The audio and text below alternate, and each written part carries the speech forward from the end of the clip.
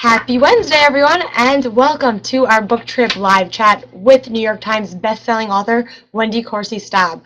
I am your host this afternoon, Book Trib Babe. Go follow me there on Twitter. You'll get all the updates going on in our book lovers community. And speaking of Twitter, I want to say thank you to everyone who helped us spread the word about this amazing event. I saw some awesome tweets all week long, and especially today, so thank you for that.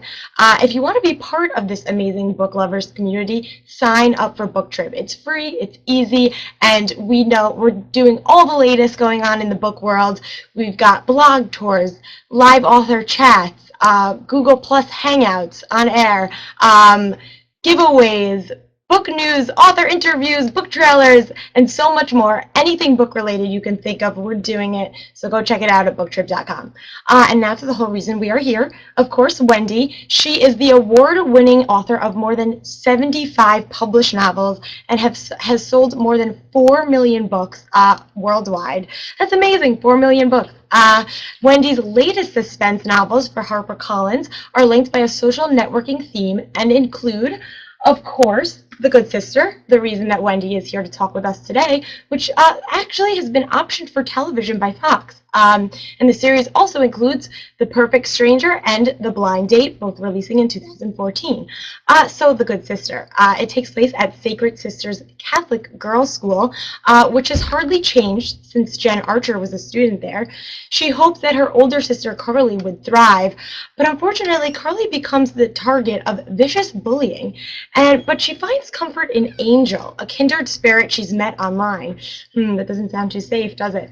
But when two schoolgirls are found dead, Jen's unease grows, and her instinct tells her that Carly may be next. Ooh, I got the chills just saying that. Well, imagine reading it. And you can, if you stick around till the very end. Wendy will be announcing the 7 lucky winners of this awesome book. We're giving away 5 print and 2 ebooks, so please stick around to see if you're one of the lucky winners. Without any further ado, I am going to invite our guest of honor on screen so she can tell you some more about the book and herself. I see she's there waiting. Let's put her on. Little close up. Hi, Wendy. Thank you for having me. How are you? Can you guys hear me? Can you hear me? Okay, Yes, great. we can hear you. I'm not the most tech savvy person. So I'm taking the floor. I'm gonna get out of here. Thank you. Hi everybody. Thanks for coming. I see lots of questions here. Let's see. I think I'll start by telling you a little more about The Good Sister, which I happen to have right here in my hand. Whoops, I have to tilt this way. There it is. I wrote this book last fall, kicking off 3 books about social networking that they're not connected by characters, they're connected by themes. So there's no cliffhanger at the end of this one. Everything is tied up neatly, but it revolves around the same theme that the other 2 books revolve around, which is how do you really know who is hiding or lurking behind an online screen name? So this book is really based on my experiences on Facebook. I sort of thought, people are out there sharing so much, and I have kids, and I'm amazed at what people put out there. And as a mom, I'm really cautious. I try to monitor what my kids are doing, especially when they were younger. But I realized that it's just ripe for predators, and I really wanted to explore that in this particular story. So I renamed Facebook. It's called the People Portal here. And instead of having friends, you have peeps. And so the mom, Jen, in this book she is really worried about her oldest daughter. Her daughter is nothing like she was in high school. Back in high school, Jen was the popular girl. She was the youngest of 5 sisters. And she went to an all-girls Catholic school in Buffalo, New York, which is right where I grew up, as a matter of fact. And her daughter, Carly, is this shy, sort of, bookworm kind of girl. She has very few friends. Her only friend has turned her back on her, and now she's being bullied. So she turns to online social networking sites to sort of look for comfort.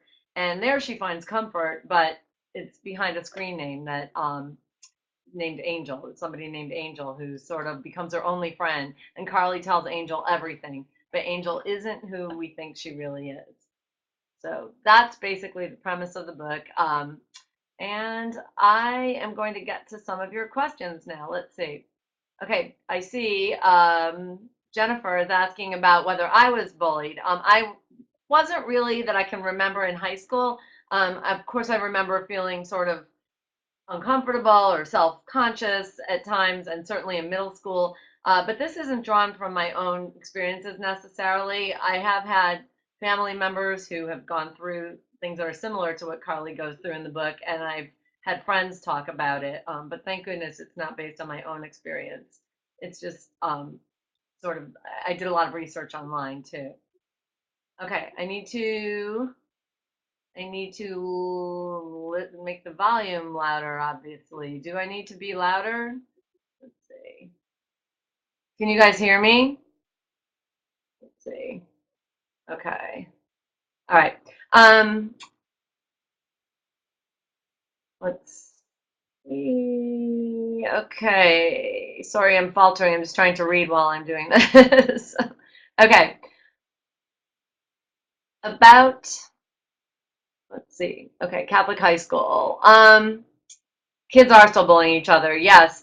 What can we do to protect our kids from other kids? I think like our school has what we call the character counts program that's been in place since the kids were really little. They start educating them in, I think, kindergarten about being kind to each other. And I think the teachers can play a really strong role here too. My mom was a first grade teacher, and she would always say that she would take the kids who are being bullied and sort of make them the kid that's the most sought after in the class. She'd choose them for things and sort of, talk them up. And so I think a lot of teachers, to some extent they can help. But I do think, it's all about school, school system. They really have to be aware and educate kids, not just about online, being careful online, but about what they say and do to each other face to face. Okay. Another question. What is the most rewarding thing about being a New York Times bestselling suspense novelist? I get to do what I love every day of my life. I am able to sit down in my office and, basically create stories. I am making things up, and it's what I've always loved to do, but I do it for a living. So best-selling suspense author, that part is great because it allows me to make it my livelihood. But the best part is I'm just passionate about what I do. Have I always wanted to be a writer? Nikki is asking. Yeah, since the time I was in third grade, I wanted to be a writer. I wrote an essay about Abraham Lincoln, which is in this cabinet right behind me. I keep it there in a little lockbox.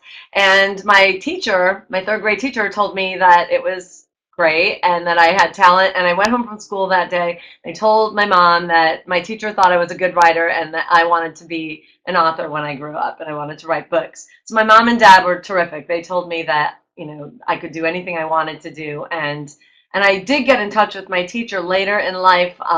She found out how she had inspired me. She was retired at the time and living in Florida, and we became pen pals, and we wrote back and forth for the last few years of her life. She passed away a couple of years ago this month, on my birthday actually. And after she died, I'm going to see if I can tilt my screen up so you can see. See that frame up above that lamp behind my desk? That was hanging on the wall in her living room. She had collected all of my newspaper clippings and book covers, and she had made a collage, and her son sent it to me after she passed away. So it really meant something to me that she knew how much she meant to me, and it meant something to her that I had been touched all those years ago. Okay, other questions. Let's see. Karen, you're asking that about starting to write for YA and then switching over to adults. I did write young adult novels early in my career. I thought that was what I wanted to do, but the market sort of died after a few years of my being published in young adult. So in order to keep publishing, my editor suggested that I try writing an adult novel. So I wrote an adult thriller, and to my surprise, it sort of took off, and a few books later I found myself on the bestseller list, and that has become what I'm most known for. But I still loved writing for young adults, and I still do that on the side sometimes. Let's see. Okay. Nikki is asking if I have any advice on getting kids interested in writing. Yeah, I love it when teachers are passionate about writing. You know, I visit classrooms sometimes and work with kids, and I love to see that creative spark ignited. So, you know, kids, they will read if it's something that they are interested in. I have a reluctant reader at home, and you know, he will read if we find him the right book. So I think that teachers can really listen to what kids are telling them that they're interested in, and you know, it's fun to get them to sort of do book groups or have them talk about what they're reading. If they can have their own little book discussion groups or even write to the authors. You know, every author I know loves to hear from readers, and most will write back. Just sort of supplementing the reading itself with fun activities is always great. And I always answer emails from kids too. They can, or from anyone, but kids can always find me and ask me questions about writing, and so can teachers. Let's see. I have a question here from Tiny Book Monkey who says, "Do I have a favorite part in The Good Sister, or a scene that was my favorite to write?" Actually, I loved writing the family scenes. It was really fun because the character, you know, even though it's a dark, scary book, the characters, the heroine is from a big Italian family in Western New York, and I happen to be from a big Italian family in Western New York. So I really, you know, sort of drew some of that from my own background. In the book, they're preparing for St. Joseph's Day, which is a big holiday in my family. You know, they're getting ready to to cook the feast, and you know, Jen's interaction with her mom is not based on my relationship with my mom, but just sort of what I've heard, just the way that people sort of interact in families and married couples after all these years do. So that was really fun. Let's see. Has social media helped me to connect with readers on a deeper level? And what social media outlet do you use most, and why? That's a great question, especially since social media plays a big role in this book. I am on Facebook. Well, I'm actually out there on various social media platforms, but I spend a lot of time on Facebook. I interact with my readers. Sorry, my phone is ringing. I have a regular page where I interact mostly with family and friends, and then I have an author page where I interact with readers. And you guys can find me there. It's Facebook / Corsi Staub is where you find my page. And I love to hear from readers. I'm also on Twitter. I'm trying to get the hang of that. I'm doing more of that now. I think it's great for certain things, but Facebook, just, it suits me. I like to see people's pictures. I like to know what they're doing. I'm kind of nosy, I guess. So that's my favorite. And I just put myself on Instagram too, so I'm there as well. And let's see, what TV shows, #books asked, am I currently watching, and are there any guilty pleasures? Oh yeah. I really love Criminal Minds. That's my favorite television show. I watch it religiously, usually DVR it. So if you catch it before me, don't spoil it. Don't put a spoiler on my page. That's happened to me before. But I love Criminal Minds. I think it's very realistic. I also love, this year, we're watching Sleepy Hollow, which I think is great. I like Hostages, also new. The Blacklist is good. And I like, my guilty pleasure, I would have to say, is How I Met Your Mother. I'm a romantic at heart. I love it, and I loved Meeting the Mother, so Monday nights we watch that too. Let's see, other question. What are some of the books I'm reading, and any on my must-read list? I do have a huge must-read list right now because I'm moderating a panel at Comic-Con this week, actually Friday. So behind me, let's see if you can see it. Yep, there's the stack on that red cabinet behind me. That's the stack of books that I'm getting through right now. It's by my fellow authors on the panel. So I'm just basically trying to work my way through that. And I am currently rereading, and I have it right here. I love it. The Cases That Haunt Us. It's so good. by John Douglas. I don't know if anybody's read it, but it's a terrific, it's a great nonfiction read. It's taking unsolved cases from the past, and an FBI profiler sort of solves them, unofficially solves them using modern forensics. So I love stuff like that. And when I'm writing, I try not to read fiction, so I can read things like that. Let's see. Yeah, Criminal Minds. A lot of people, a lot of people say it's so real. Interestingly, I came to Criminal Minds. I'm just going back to this question from Jennifer. I came to watch Criminal Minds because an FBI agent that I was using for research, he had recommended it for me. He told me that it was the most realistic television show about the FBI, and he suggested that I watch it. So that was when the show was a few years old, and my husband and I, we DVR'd all the episodes and just got hooked. We watched them all, back to back for a few weeks straight, and now I never miss it. So, let's see. Oh yeah, and Jennifer saying your son would kill to be at Comic-Con. My younger son, is actually going to get to come with me, and believe me, he's thrilled. He's really excited. I don't think he'll be coming to my panel. I think he'll be wandering around on the floor. So. Let's see. Stephanie, you asked, when did I first, without hesitation, call myself a writer? It's funny. When I wrote that Abraham Lincoln essay in 3rd grade, I was confident enough to think that I was a writer then. And the funny thing is that apparently I submitted that Abraham Lincoln essay to magazines because I thought that, okay, if I'm going to be a writer, I guess I should be submitting. I didn't remember that until years later. I found the Abraham Lincoln essay in my baby book, along with lots of rejection letters that my mother had collected. And I obviously sort of overlooked that and didn't let them daunt me. Ladies' Home Journal didn't want to publish Abraham Lincoln, but you know what? I figured someday I would get published. So from that time on, I guess I always thought like a writer. I felt like I was meant to be a writer, and getting published when I was 27, I sold my first book. That only cemented the fact that I had always known. Let's see. Mary, you're asking, you're saying that you're asking about the book, if it's recommended for teenagers. Yeah, interestingly, I have lots of readers who are teenagers and younger than that even. My books aren't that graphic. They are pretty mother-daughter reading group friendly. I've done that. I started out as a young adult author, so when I switched over to adult books, kids were reading me there, and I realized that, and I keep that in mind as I write. There's no graphic sex or violence or language, not compared to most thrillers, I wouldn't say. It's psychological suspense, and it's perfectly suitable for most teenagers, I would say. Andrew is asking, how do I react to a bad review of one of my books? And does the criticism help me improve for the future? It's interesting.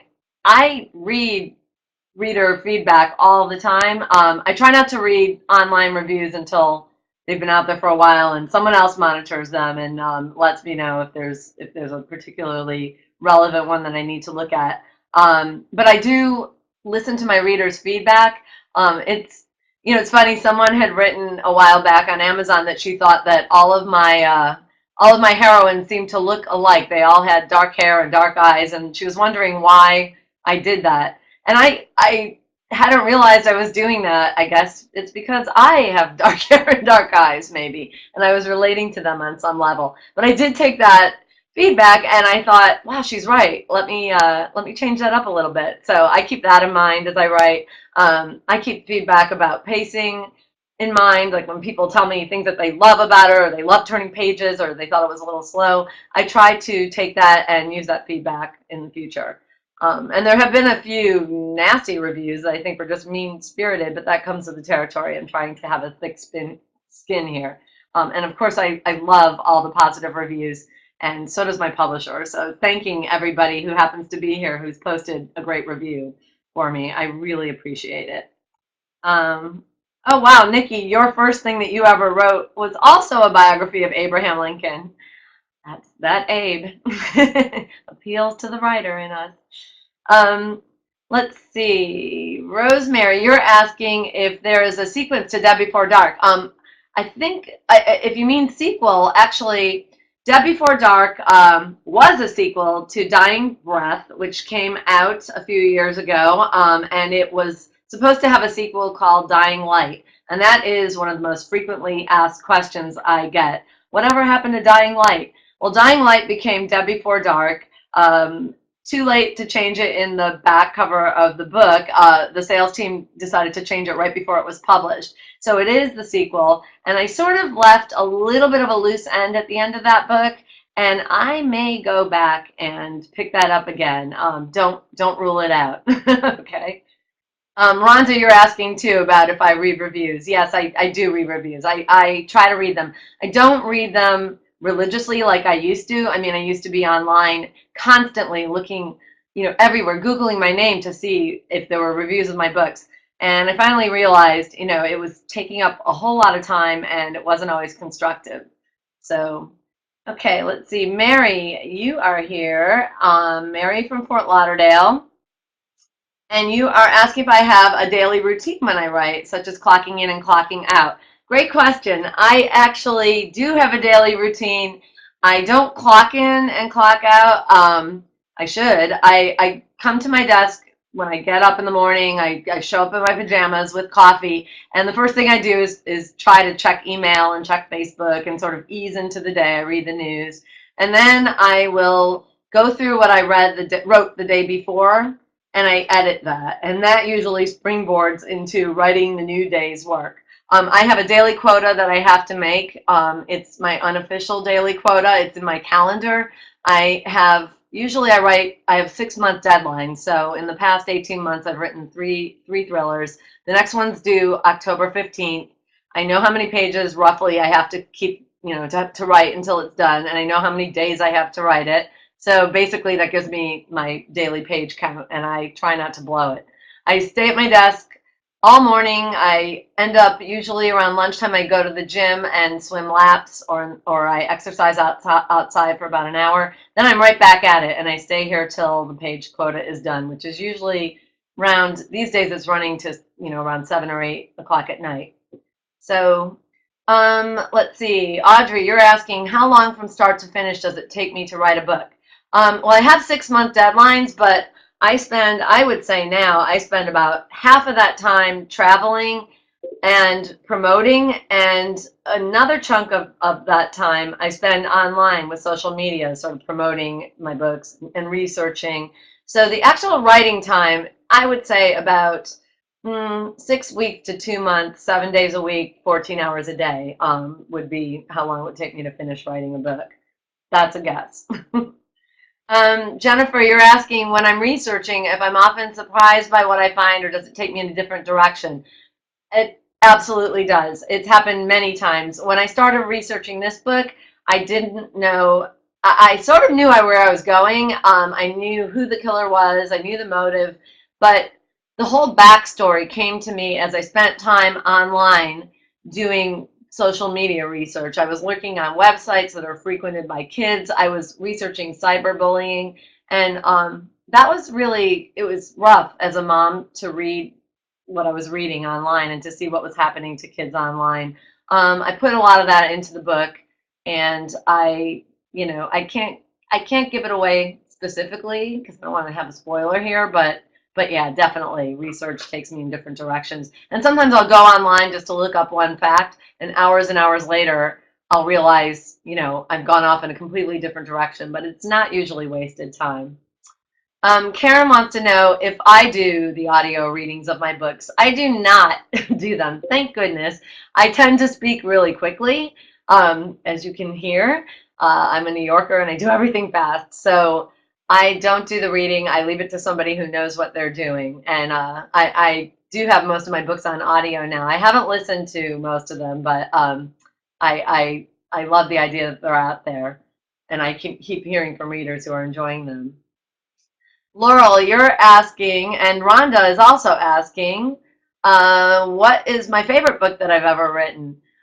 Well, the easiest answer would be to say the one that I just wrote, which would be The Good Sister, or the one that I just published anyway. But I really love, there's one that I think, I do, I have it right here.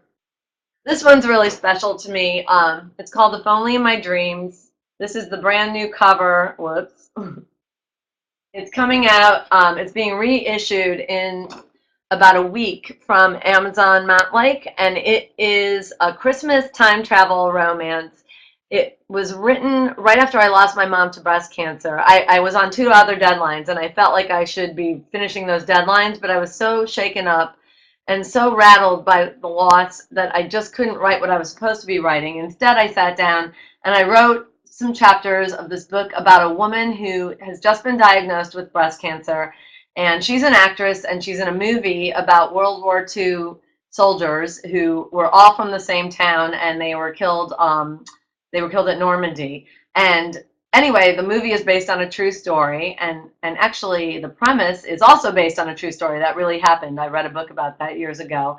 So in the book, she finds herself time traveling back to December 6th, I think it is, 1941, right before Pearl Harbor Day. And she's back in time. There's no treatment for her breast cancer. She falls in love with one of the soldiers who plays her love interest in the movie. She falls in love with the real life character, that the real life man, and she knows that he's doomed to die at Normandy. And she knows that if she stays in the past with him, she can't have treatment for her cancer, which is highly treatable in the present. So she sort of faces this quandary for the sake of love. So that book was the book that, my agent said it would be a tough sell because it was about breast cancer. Well, it's actually a whimsical, uplifting, wonderful book, and it did really well. I was so happy that readers received it well. We sold it. It was published for the first time in 2006. Then it came out again a few years later, and now it's being issued for the first time as an ebook in 2 weeks. So keep an eye out for that. And I wrote it under my pseudonym, Wendy Markham, and keep an eye out for it in a few weeks. Let's see. Nikki wants to know what my favorite book was growing up and who was my favorite author as a kid or as a teen. Well, let's see. I'm sure the books are sitting here behind me. Yes, they are. They're on my shelf. The Little House books by Laura Ingalls Wilder were my favorite books as a kid. I actually, my parents, I wanted to grow up and be an author just like Laura, and my parents took me across the country. They drove my sister and brother and me across the country to see the actual little houses where Laura had lived. So I was such a fan, and I just have to show you. Let me reach over. I'm going to show you if I can. See. There's the box set. Here they are. I have to show you. They're never far. They're never far from me, these books. I cherish them. Read them all, and actually a few years ago, I was a speaker at Laurapalooza in Mankato. So I keep in touch with lots of Little House fans. Let's see. Sandra is asking, do I have help with my research? Yeah, I've had my son and my husband, actually both of my sons. My older son is now a writing major in college, creative writing major. My younger son is in high school, and my husband is my business manager and full-time partner. I've had all of them help me with research at various times, just the oddest things. With The Good Sister, my youngest son saw over my shoulder as I was writing it that I was trying to create text messages from kids, and he actually said, that's not how kids would write it, and he rewrote all the text messages in my book, and my editor and my publisher, they deferred to how he wrote them to make them realistic. So I thanked him in the front of the book, my son Brody. My son Morgan's helped me with lots of research, and actually I have a team of experts that I rely on. Some of my Facebook friends, they can be counted on.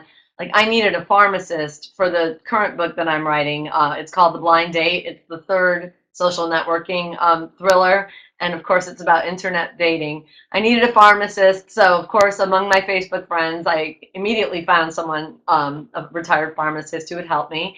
I had a realtor help me for The Good Sister. I have doctors and lawyers and insurance people, just my usual team of experts. And of course, I have an NYPD cop who's retired who helps me, and some FBI people. So it's been great. People are willing, and sometimes I thank them, and sometimes they'd rather not be thanked in person in my book. Let's see. Oh, Jennifer, you're saying it's Breast Cancer Awareness Month. Yes, Breast Cancer Awareness Month is October, so definitely, I would say If Only My Dreams has it's good timing for it to be re-released. So, thank you. Let's see, Mary, you're asking if I have any input or control over the cover of my books. That's a really good question, over any covers. I had a lot of feedback. Luckily, my publisher, Harper Collins, has been great about listening to the direction that I think the book should go in and that my agent thinks the book should go in. And they gave us lots of back and forth interaction with The Good Sister. I absolutely love this cover. And right now they're working on the cover art for the follow-up, which is called The Perfect Stranger. It's about bloggers. And I can't wait to see what they do. They asked they asked our opinion about what should be on the cover, mine and my agents. And they have a great art department there that just can take a concept and run with it. My editor's terrific about that too. So yeah, I do have some feedback. Early on, I did not have as much feedback very early in my career. But for the past 10 years or so, my publishers have been great. Andrew, you're asking if I draw from life experience when I'm writing my novels and whether family members ever suspect I've written them into my stories.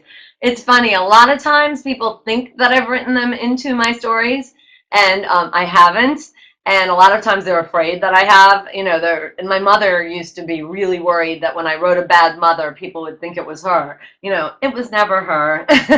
I take bits and pieces of things that happen in real life, or bits and pieces of things my kids have said or my husband has done or whatever. But really, I've never lifted someone out of real life and put them into my book. With the exception of one or two people I might have killed off, but I didn't know them that well. Don't cross me. Let's see. Audrey, you want to know if I ever asked Facebook friends for help naming characters or towns. You follow another author who does that, and you think it's great, especially if you're the one that, oh, yeah. I do that all the time, and just a few weeks ago, my Facebook friends named a character in The Blind Date. My cop, her name is Sullivan Leary. She's my Irish New York cop. She is named by a Facebook friend. I often will ask people for ideas for towns and streets, and I'll engage my readers like, quick, help me, I need this, and they are right there to help me, and I will thank them by name if they do. My Facebook friends get a kick out of this. In The Good Sister, I had to write a haberdasher into it. I can't remember how that came about. We were having a discussion. I was talking about H words on Facebook. We needed an H word, and they sort of dared me to write a haberdasher into this book, and I did. So that's how actively involved I am with my Facebook readers.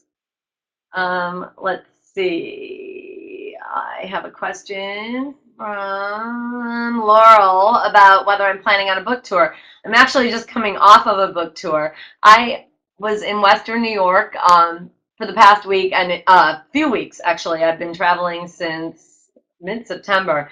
I spent a lot of time going through New York State, Western New York, where the book is set. I was in New Jersey at a trade show last week and doing some school talks. I am going to be at conferences coming up. I do lots of conferences. So that's all on my website. You can look on my website and get my complete tour schedule. I've been on an ongoing 50-state book tour with my husband and kids. My goal was, when I set out 10 years ago, to sign in all 50 states. And I'm almost there, so only a few more to go. And the only state I've never been in was Wyoming, so I definitely have to go to Wyoming, sign there and visit. Let's see. I see what is my favorite genre to read from Marjorie. Yeah, my favorite genre to read is definitely the genre I write. I love to read thrillers, suspense novels, psychological suspense. I have a stack of them across the room in another book stack that's waiting for me to finish the book I'm writing. I never read suspense while I'm writing it because I'm afraid that the voice will sort of creep into my head and take over what I'm writing. So I'm not reading it now. I tend to read nonfiction when I'm writing, and I read a lot of nonfiction. I read travel books, biographies, forensic stuff. I have stacks and stacks. I'm just looking at my bookshelf next to me. Stacks of nonfiction books. I'm interested in all kinds of topics. I particularly love historic true crime, so I read a lot of that. Um, let's see. Karen, you were bullied because you were a teacher's kid when you were in 7th grade. That's so sad.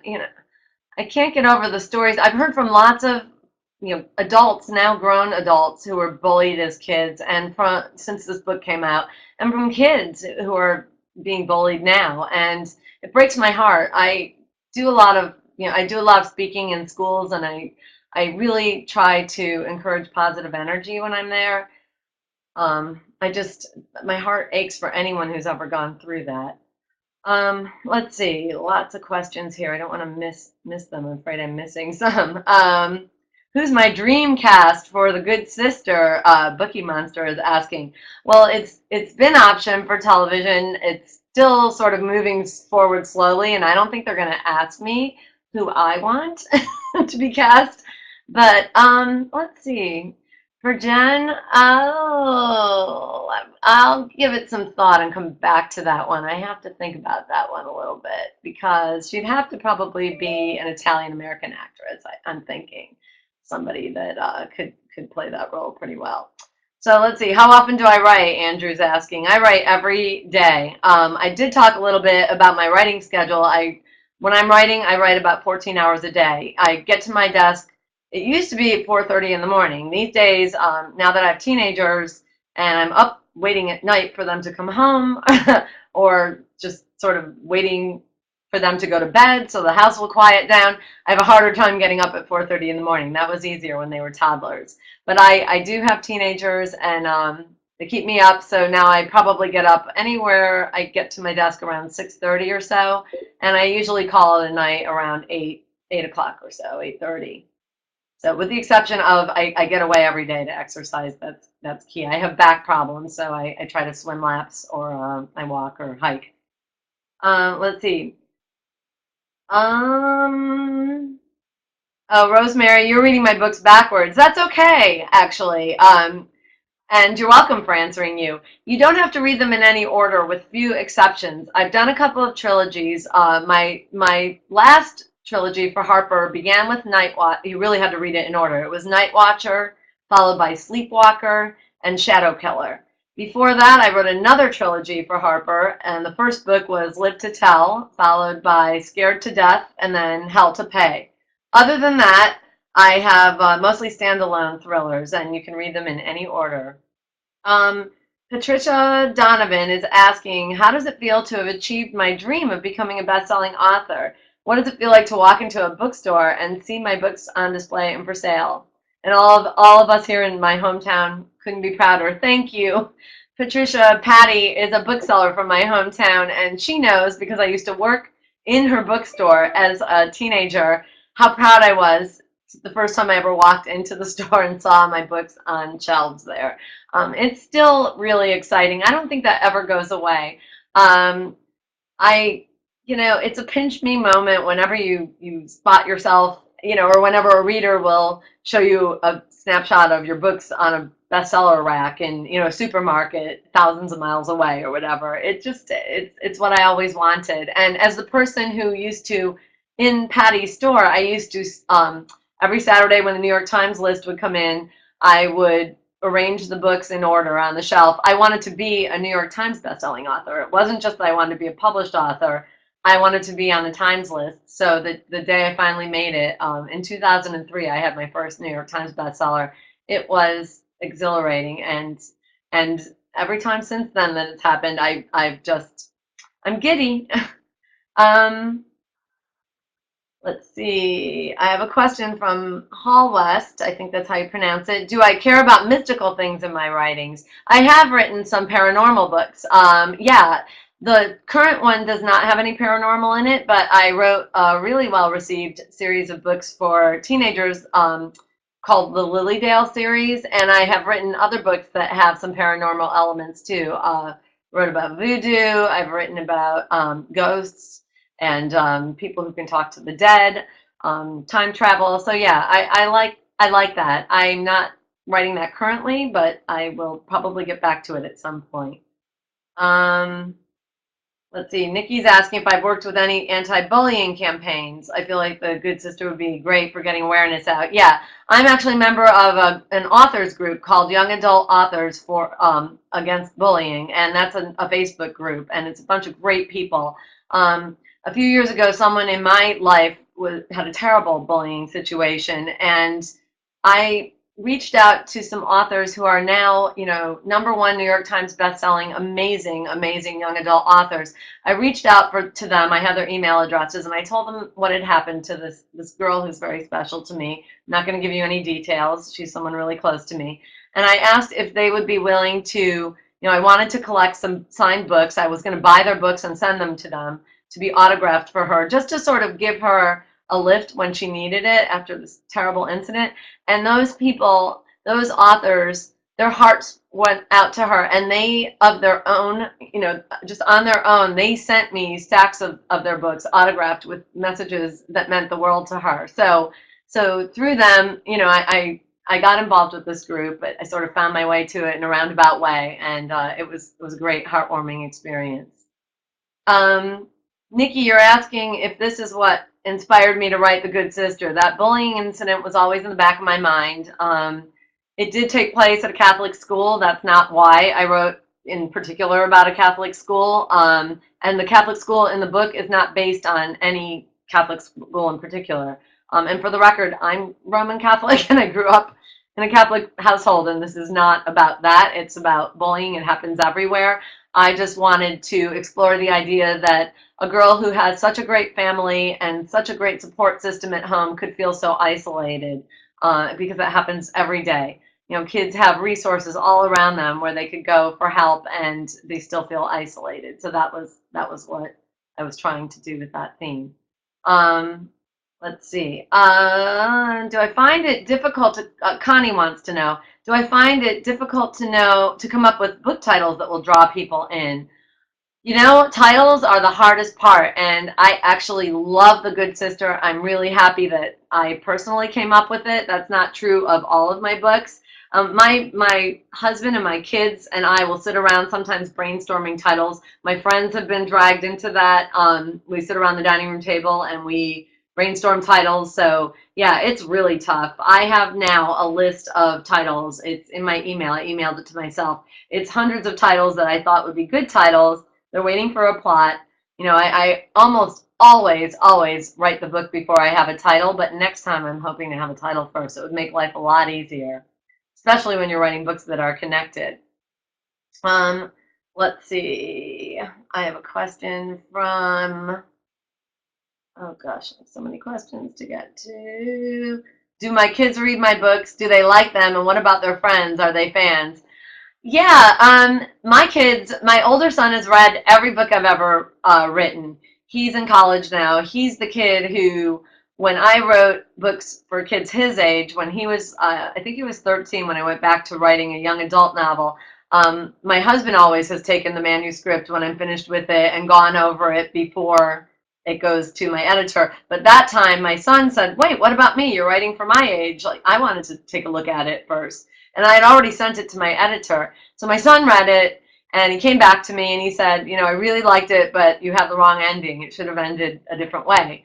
And I actually, when I asked him what I thought his ending should be, what he thought his ending should be, he was absolutely right. He had picked up on something that I had missed. So I contacted my editor, and I told her that my son had a different idea for the ending. And she told me that he should, we should go with his ending when she had read the book and she read about what his idea was. His ending went into the book, and from that point on, I let him read everything first that I was writing for his age group. My younger son has read a few of my books. He's not as much a reader. He certainly read The Good Sister, and he helped me to write it. And their friends, their friends want to read the books. Some of them do read my books. And I will speak at their schools and do that type of thing. Interestingly, my older son, I needed a girl's hands. We needed a picture of a girl's hands for the book trailer for The Good Sister. I don't know if you've seen it. It's on my website. If you haven't seen it, take a look. It's very chilling. And the person who was producing the book trailer asked me if I had a still shot of hands They wanted them holding a rosary bead, and unfortunately my hands looked too old. So my son, my older son, he was a senior, this was last spring, he dragged one of his female friends over here with another female friend of theirs, and not only did we take pictures of her hands, but we made fake blood. We cooked up some fake blood, and we covered her hands in fake blood, and so now she's starring in the book trailer, and we had her writing in the notebook. So yeah, my son's friends, not only are they readers, they're active participants in my book. Let's see. I'm just trying to read a few more questions because I know that we're running out of time. Let's see. Do I not draw the names out of a hat? Jennifer is asking whether I draw the names out of a hat. Do you mean, maybe you can elaborate. Do I draw the titles out of a hat or the character names? Oh, to write a new book. No, I have so many ideas for new books. I have them lined up way in advance. So right next to my desk, and I would show you, except it's a mess down there, but I have a file called Ideas. And in that file is, there are lots of magazine articles that I've torn out, little notes that I've made for myself, just basically all kinds of ideas for the next book. And I go to that when I'm ready to write a new one. And I'm already cooking up an idea. Right now, the book that I'm writing won't even be published for probably over a year, the blind date. So I'm way ahead of you guys. I'm ready to start a new one, probably next week after I finish writing this one. Let's see, I have time for a few more questions. Dave, let's see, DC is saying there have to be consequences for those who bully. Absolutely. I haven't read Reconstructing Amelia, but we'll put it on my list. I need to. I do think that as schools become more aware, there are more consequences. Our school basically has a zero tolerance policy that I've seen. I can't speak for that everywhere, but I've seen it make a difference. So we're fortunate. I hope that this will become more and more common. Do I have a favorite book to movie adaptation? Oh God, yeah. You know, one of my favorite books ever, another favorite childhood book is Little Women, and I love that. I thought it was really well done. The one with Winona Ryder years ago, I thought that was a terrific version of Little Women. It's pretty true to the original book. A lot of times I don't like to see a book to movie until I've read the book, but you know, and a lot of times I'll avoid it if I hear, or if I've seen the movie and liked it, I'll read the book later. And just there are a few times when I thought the book wasn't as well done as the movie. That's rare, but it does happen. So I'm looking forward to next seeing The Virgin Suicides. If you've read The Good Sister, you know that book plays a role in the plot. I love the book. I think it's great. I've read it, but I've never seen the movie, and I was saving it. So that's up next. Let's see. Would I rather write standalones or series, Mary wants to know, and do I have a choice? You know, different books call for different formats, and I think that it's much easier to write a standalone. When you're writing a series, you're creating a whole world, and you have to stay true to that world from beginning to end. So when I wrote, for instance, the last series that I wrote, the trilogy, the Night Watcher trilogy, that was so complex, and there were so many characters and so many things to keep track of that as I wrote, I constantly had to go back, you know, particularly by the time I got to the third book, which is part prequel, I had to keep going back and forth to what I'd written before, and it was so time consuming. So I prefer writing a standalone just because I can zip along. It's much easier for me. And even then, I'm still constantly referring back to the beginning of the book to see what I've done there. So the next few books that I write, these books are standalone. They're only a series in the sense that they're linked by theme, and maybe by the look of the book. But these were a little bit, I preferred writing them. Although one question that I do get a lot, and no one has asked it here, is whether I have considered continuing the Lilydale series that I wrote a few years back. It was was well received. It was optioned for television. And I get mail every single day, and I'm not exaggerating. I get either someone asking me on Facebook or in person or sending me emails. People really want me to continue that series. The publisher at the time chose not to continue it, but I will tell you that I went to Lilydale last week, and I'm considering some options for that. Maybe there's a way to do it, and if there is, you heard it here first. I'm thinking about it. So let's see. Any other questions? My favorite book that I wrote, I already answered. I'm just. Oh, Rosemary, you also have a big Italian family and celebrate St. Joseph's Day. Yeah, that's in our family. That was right up there with Thanksgiving and Christmas, and that's that I think that comes through in the book. Karen wants to know where I get my ideas. Well, that idea file is certainly helpful. So definitely from magazine articles. I get them from things that I see on the news.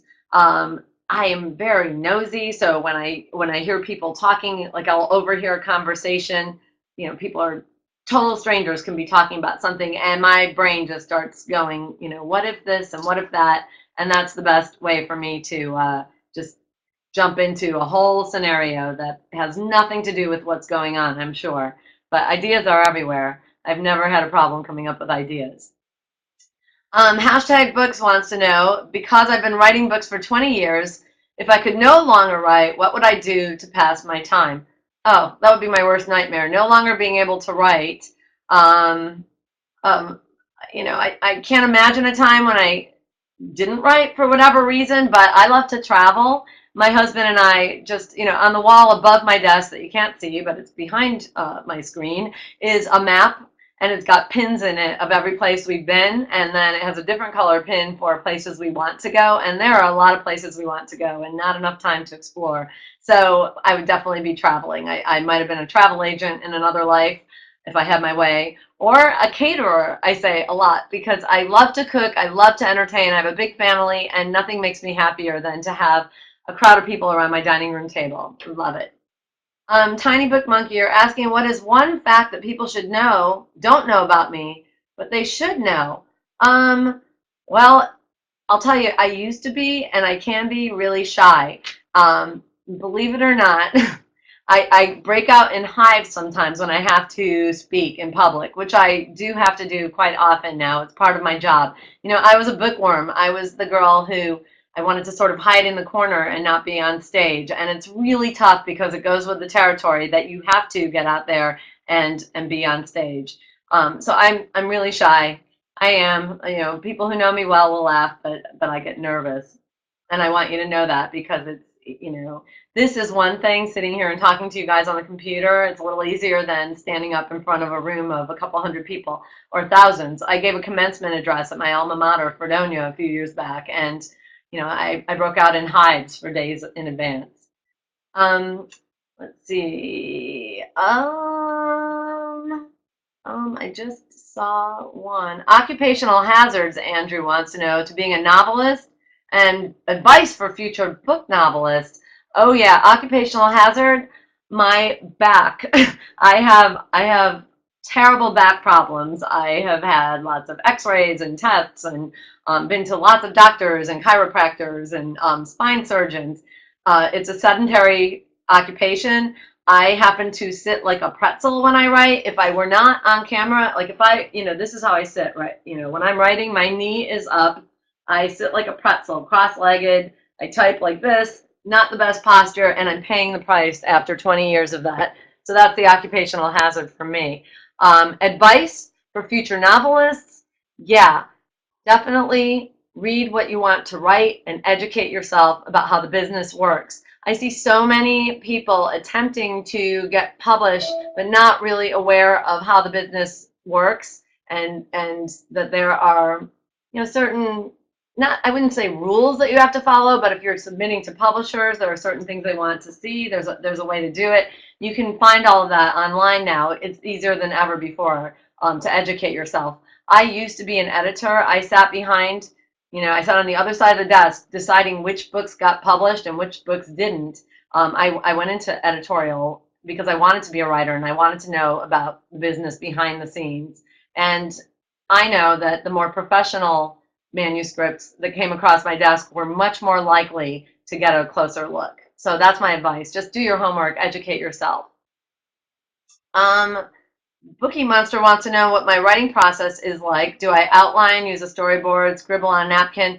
You know, I am true to my, I can really only write on this desktop. I've tried to write on my laptop because I'm on the road so often, but I have a really hard time coming up with new material anywhere other than right here. My process is to just write. I write the story usually in a linear way, so when I'm done, I'm done. I'm going back and forth the whole time, but it's always moving forward, and I don't go back and write another draft once I'm done. First, it goes to my editor. I revise every day of my life as I go. So thank you so much. I think we have run out of time for chatting, but I want to announce the winners who are going to get copies of The Good Sister. Jennifer is getting a copy. Rosemary, Nikki, Mary, Marie, Audrey, and Laura. So you have all won autographed copies of The Good Sister. If you have already read The Good Sister and would prefer one of my backlist titles, let me know, and maybe we can work that out with BookTrib. Thank you so much, guys. I really, really appreciate everybody coming and sticking around, and I think it's happy hour. Cheers, everybody. Have a great night. Thank you.